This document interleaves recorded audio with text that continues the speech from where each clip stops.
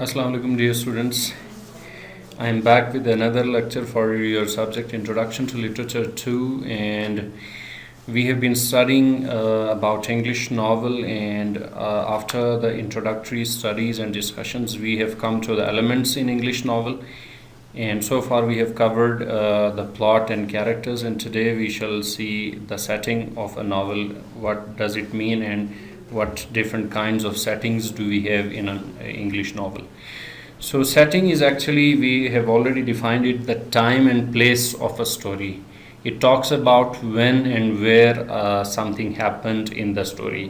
What is the place and what is the time of the story? And setting may also be defined as the surrounding or the environment in which a story takes place. And the surrounding or the environment may include social conditions of the story and historical time of the story, geographical locations, the cities and the places, and weather also is a key element in the setting of a novel.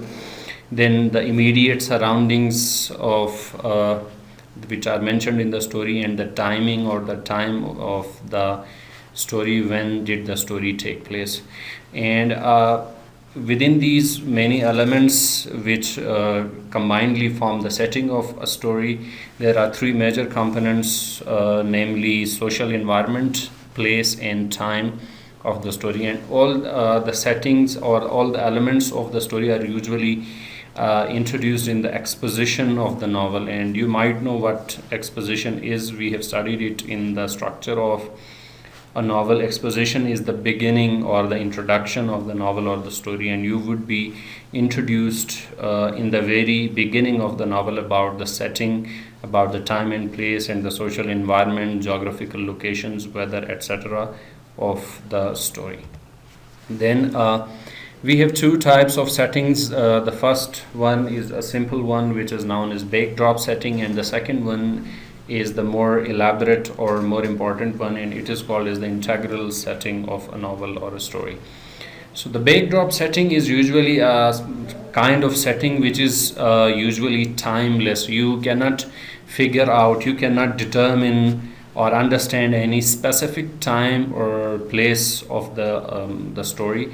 And it is because there is no specific time or place, it would be very hard for you to track or to trace or to figure out any past in the story, the present time or the future time. It would be very much difficult for you. And because of the timelessness of the story, all people, anyone, any child, any grown person can relate to the story. They can feel that, they can understand the story very good, because the story is timeless. It is not related to a specific time or a specific place or a specific social environment. It has a sort of a universal setting.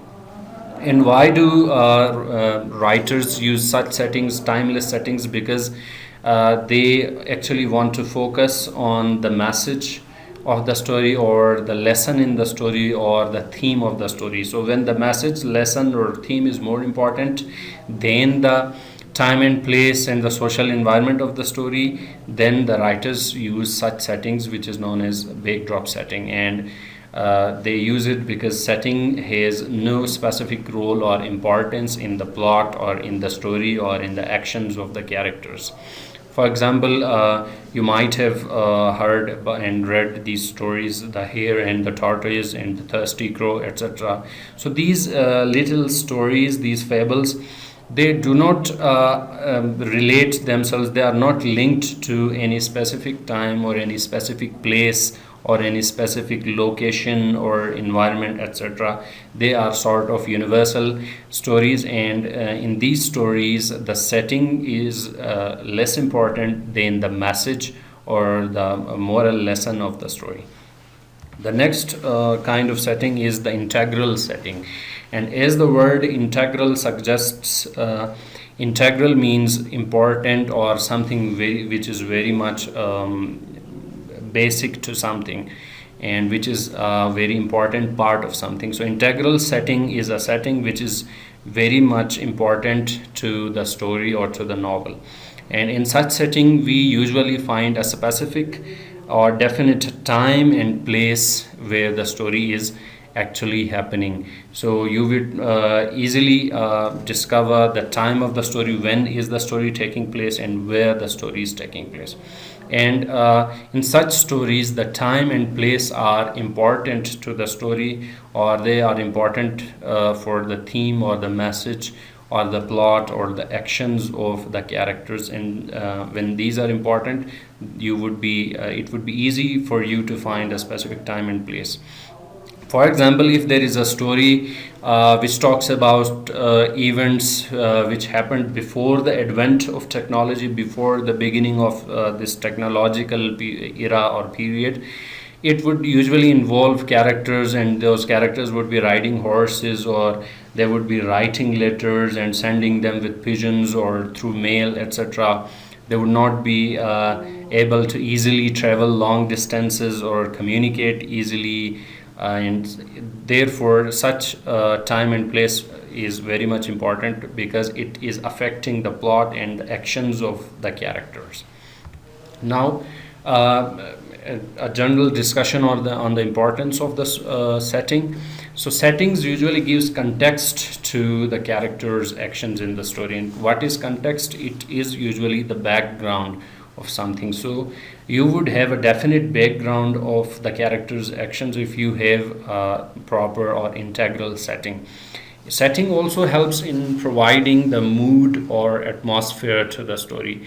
Mood is actually what the readers feel after reading a story. So if the setting is integral setting, it would definitely influence you or influence the atmosphere or the mood of the story.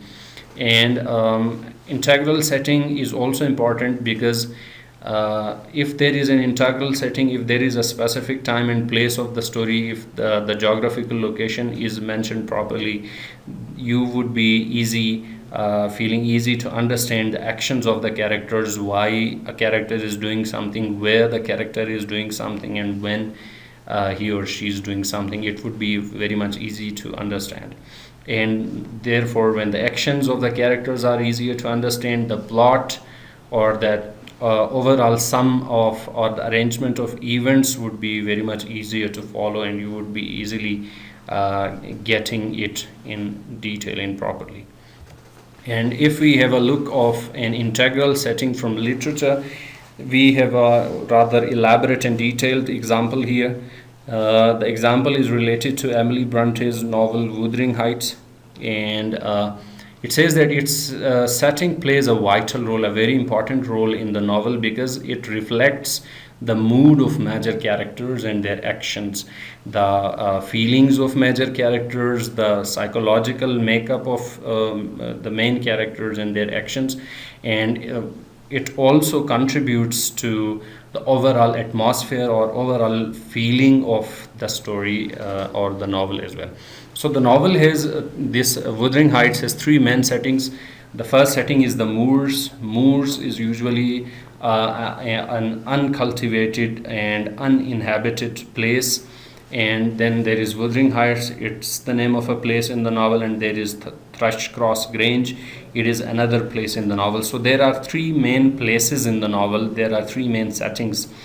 So the moors, usually when there is uninhabited, uncultivated land where there is no human population, you would usually symbolize wilderness and freedom, and as nobody owns them, a moor or an uncultivated land, an open land is the possession of nobody owns them, and everyone can move freely about anytime. And the moors, they themselves are like wild plains, open plains where there is no one, so they are also contributing to the atmosphere of the story or the novel, that they present an atmosphere of wilderness and freedom. And then we have Wuthering Heights, and in Wuthering Heights the weather is usually stormy, there are storms and there are rains, and the atmosphere is also gloomy sort of thing. So the weather and the place is stormy and gloomy, and the characters there which live there and which live around Wuthering Heights are also cruel and extremely passionate. So you can see that there is a link between the atmosphere, the weather of that place, and the personality of the characters. So the setting is helping in developing the atmosphere of the novel. Then we have Thrushcross Grange, and it is almost opposite of the Wuthering Heights. It's contrary to Wuthering Heights because its weather is calm. The weather at Wuthering Heights was stormy and gloomy. Here the weather is calm, and therefore the characters or the people which live there in that novel, the characters are dull and weak. So you can see the relationship between the setting, the place, the weather of, and the geographical location of a place, and the personality and the actions of the characters. Thank you very much.